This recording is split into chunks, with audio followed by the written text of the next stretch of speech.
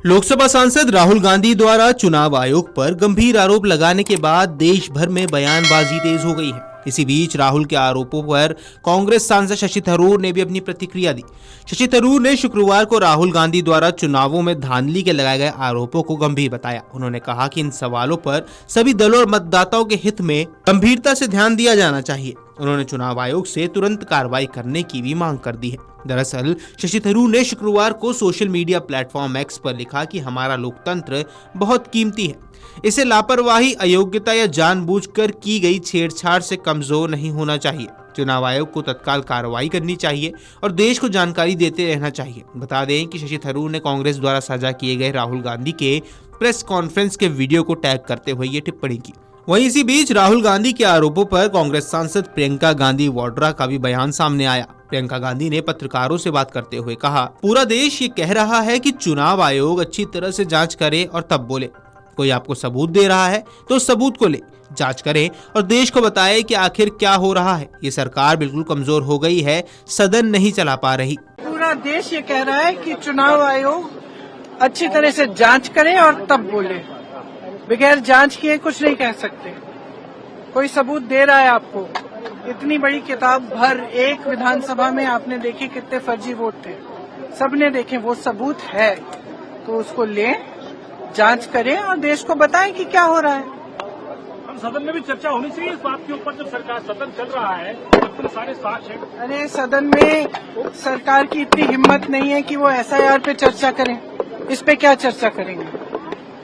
एकदम कमजोर हो गई है ये सरकार, सदन नहीं चला पा रही है। और सदन चलाने में इतनी मुश्किल नहीं है, बैठिए सबके साथ, कहिए हम चर्चा कर लेंगे। चर्चा करने में क्या प्रॉब्लम है? आप अपनी बात रखिए, सब सुनेंगे, हम अपनी बात रखेंगे, बात खत्म।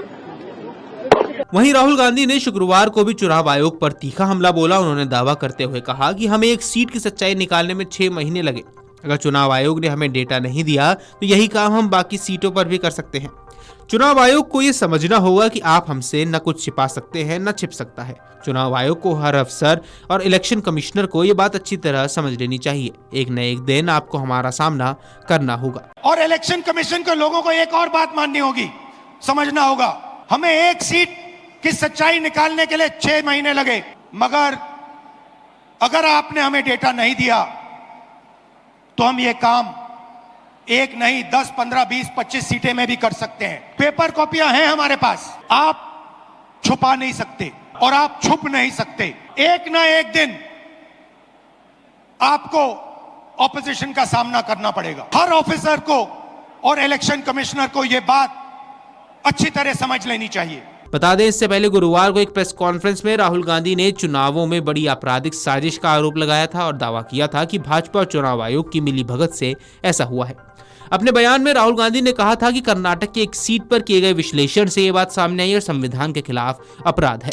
उन्होंने कहा कि इस तरह के वोट चोरी मॉडल देश के कई हिस्सों में इस्तेमाल किया गया है और अब न्यायपालिका को भी इसमें दखल देना चाहिए, क्योंकि जिस लोकतंत्र से हम प्यार करते हैं वह अब अस्तित्व में नहीं है।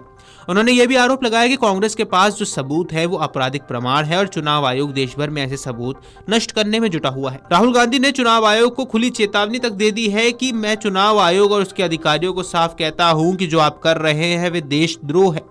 वक्त आएगा हम आपको पकड़ेंगे और छोड़ेंगे नहीं। उन्होंने कहा कि उन्होंने सिर्फ वोटर जोड़ने वाले मामलों की जांच की है, जबकि वोटर हटाने के मामले इससे भी कई ज्यादा हो सकते हैं। चुनावों के नतीजा जनता के मूड से उलट क्यों आते हैं?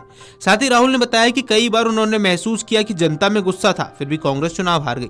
उदाहरण देते हुए उन्होंने उत्तराखंड, छत्तीसगढ़, मध्य प्रदेश और महाराष्ट्र की घटनाओं को याद दिलाया और कहा कि कई जगह चमत्कारी वोटर सामने आए जो अचानक लोकसभा और विधानसभा चुनावों के बीच वोटर लिस्ट में जुड़ गए और उनका वोट सीधा भाजपा को गया। वीडियो डेस्क अमरुजाला.com। अगर आप ये वीडियो YouTube पर देख रहे हैं तो हमारे चैनल को सब्सक्राइब कर बेल आइकन दबाएं और Facebook पर देख रहे हैं तो हमारे पेज को लाइक करें।